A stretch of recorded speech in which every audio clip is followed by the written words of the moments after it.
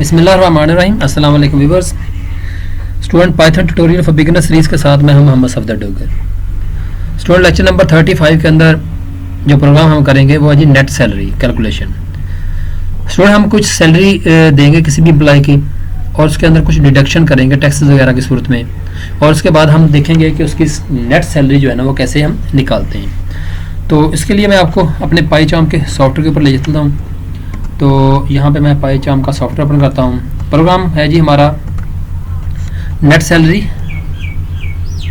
Calculation. If salary is more than 80,000 it deduct 10% of salary. अगर उसकी salary 80,000 से ज़्यादा हो, 80,000 हो या उससे 80,000 से ज़्यादा होगी तो हम उसमें से 10% डिस्ट्रैक्ट कर लेंगे। अगर उसकी सैलरी 50,000 से ज़्यादा हो या 50,000 हो तो हम 7% उसमें से डिडक्ट कर लेंगे। अगर उसकी सैलरी 20,000 से ज़्यादा होगी तो हम इसमें से 5% डिडक्ट कर लेंगे। और अगर उसकी सैलरी 20,000 से कम होगी तो उसमें कोई डिडक्शन नहीं होगी। तो यहाँ पे एक वेरिएबल लेते हैं सैलरी का, उसके बाद उसको इनपुट करा देते हैं। ये ले जी, एंटर योर सैलरी। ये ले जी, इनपुट करा दिया। फिर हम कंडीशन लगाते हैं, इफ़ क्या है जी सैलरी इज़ ग्रेटर देन और इक्वल टू क्या जी 80,000 है, तो क्या हो जाएगा net salary equal to salary minus salary का 10%। तो यहाँ पे आ जाएगा इसका 10% जो है ना 0.1। ठीक होगा जी। फिर हम कहते हैं जी एल इफ क्या जी अगर उसकी सैलरी इज ग्रेटर देन और इक्वल टू होगी 50,000 के, तो क्या आ जाएगा उसका net salary is equal to उसकी सैलरी में से माइनस कर लेंगे कितना 7%। तो यहाँ पे आ जाएगा जी सैलरी मल्टीप्लाई बाय 0.07। ये ले जी। उसके बाद है जी एलिफ अगर उसकी सैलरी जो है ना वो ग्रेटर देन और इक्वल टू हो जी 20,000, देन क्या हो जाएगा उसका net salary is equal to salary minus salary multiply by यहाँ पे आ जाएगा 0.05। ओके जी। अगर उसकी सैलरी यानी कि 20,000 से कम है तो उसको हम ले चलेंगे एल्स में। तो हम कह देंगे जी जो उसकी नेट सैलरी बनती है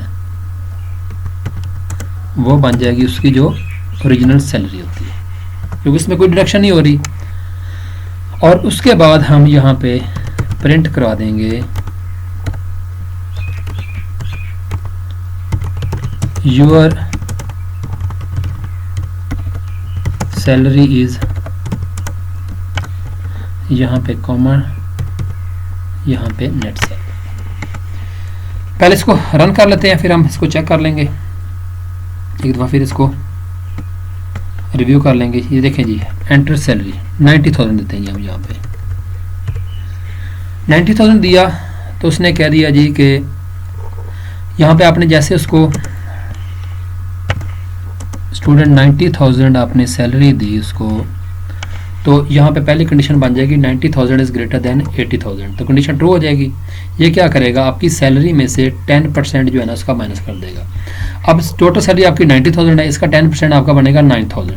अब 9,000 को जब 90 से में से समझने के माइनस करेंगे तो बाकी आपका रह जाएगा 81,000, और 81,000 स्टोर हो जाएगा नेट सैलरी में से। और इसको यहाँ पे क्या हो जाएगा आपका 81 जो है ना वो आपका शो हो जाएगा। जैसे यहाँ पे देखें आपका उसने शो कर दिया है, यानी कि आपने क्या किया एंटर योर सैलरी, आपने की दी सैलरी इसको 90,000, उसने उसमें से क्या कर दिया कि 10% जो है ना उसमें से माइनस किया और वो 10% उसमें से माइनस करके बाकी सैलरी आपकी यहाँ पे शो करवा दी। इस तरह अगर हम उसको कोई और वैल्यू देते हैं, जैसे मैंने यहाँ पे इसको वैल्यू दे दी है 55,000, ये लीजिए 55,000। जैसे आपने व्यूअर्स को 55,000 सैलरी दी तो यहाँ पे कंडीशन उसकी क्या हो जाएगी, फॉल्स हो जाएगी, क्योंकि 55,000 इज़ नॉट ग्रेटर देन और इक्वल टू 80,000। तो आप अगली वाली कंडीशन में मूव कर जाएंगे, यहाँ पे आ जाएगा 55 इज़ ग्रेटर देन और इक्वल टू 50,000, तो ये कंडीशन ट्रू हो जाएगी।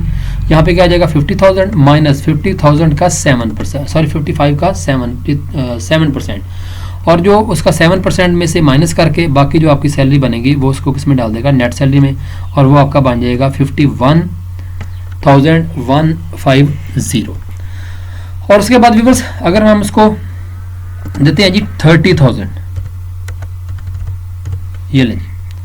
अब जैसे 30,000 दिया तो 30,000 इज नॉट ग्रेटर देन 80,000, यहाँ भी कंडीशन फॉल्स हो जाएगी। 30,000 इज नॉट ग्रेटर देन 50,000, यहाँ भी कंडीशन फॉल्स हो जाएगी। 30,000 इज ग्रेटर देन 20,000, तो यहाँ पे कंडीशन ट्रू हो जाएगी। तो ये क्या करेगा, यहाँ पे आएगी आपकी 30,000 में से उसका 5%। अब जब उसका 5% निकाल के तो वो आपको बाकी सैलरी जो है ना वो आपकी बन जाएगी 28,500, यानी कि उसका 2,500 रुपया जो है ना आपका बनेगा 5% के लिहाज से। तो उसके बाद हम कोई ऐसी वैल्यू देते हैं जो किसी भी कंडीशन के ऊपर फुलफिल नहीं होती, जैसे हम इसको देते हैं 15,000।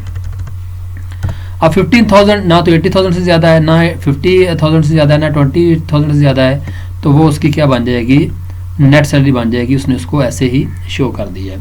तो ये तो था व्यूअर्स तरीकाकार कि आपने कैसे इफ़ एल्स इफ़ को यूज़ करते हुए किसी भी एम्प्लॉय की नेट सैलरी को कैसे आप कैलकुलेट करते हैं। तो मैं उम्मीद करता हूँ कि आज की वीडियो आपको समझ आ गई होगी। मेरी वीडियो देखने का शुक्रिया। अगर कोई भी क्वेश्चन ज़हन में आ रहा हो तो उसको कमेंट्स में लाजमी लिखें, मैं आपको उसका आंसर लाजमी दूंगा। तो नेक्स्ट लेक्चर तक बाय, ओके, अल्लाह हाफिज़।